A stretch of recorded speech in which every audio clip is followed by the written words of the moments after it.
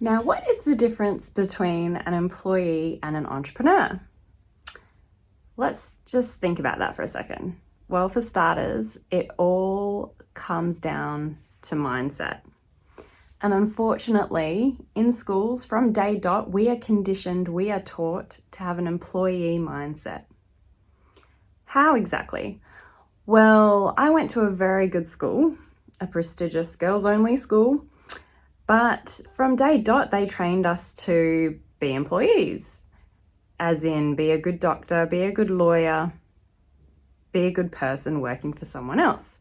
Unfortunately, what they didn't teach us, and what I think they should teach in all schools, and I do think they're probably getting better now, is why not teach students how to run their own businesses and set them up for success? When you're at school, you're always told to ask for permission. Can I go to the toilet? What do I do next? There's always someone there to tell you what to do, to hold your hand and to guide you. This is really an employee mindset that it's teaching us. When we work for someone else, they are there to tell us what to do, to give us permission to do certain things. As an entrepreneur, this comes down to you.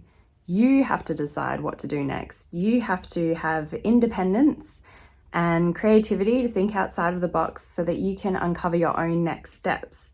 There's no one around to tell you what to do. At schools as well, I feel like they're not doing enough to build resilience. And as an entrepreneur, this is something that you really need to learn quickly.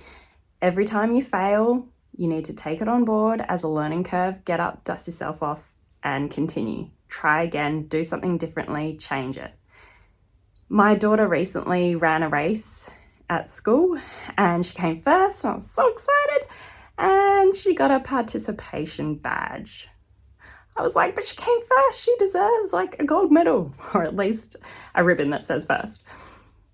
And, you know, she was so proud of herself and I was proud of her. And as much as these achievements should be rewarded, she also needs to learn that when she doesn't come first, she didn't do as well as other people. You can't always come first, but what can we do to change it so that next time we can do better personally? We can know that we put our best foot forward. It's this resilience that I really think they need to work more on in schools. And finally, in schools, I think another way that they teach employee mindset is that there's always someone there to hold you accountable. You can't be accountable for yourself because there's someone always there telling you, oh, you were late to school. Oh, why didn't you hand your homework in on time? Why haven't you done this? There's always someone chasing after you. As we know, if we work for someone else, this is the case. Oh, you didn't meet that deadline. Oh, you need to hit this milestone. Let's have a meeting and see how we can hurry this project along and get better. When you're an entrepreneur, the only one to hold yourself accountable is yourself. You need to know how to hit those milestones on your own. You need to get up out of bed each day and get to work on your own business. Sometimes you might not be making money each and every day, but you need to keep plugging on and being consistent so that you do reach your goals. And there's no one there to make sure you're accountable. This accountability has to come from you.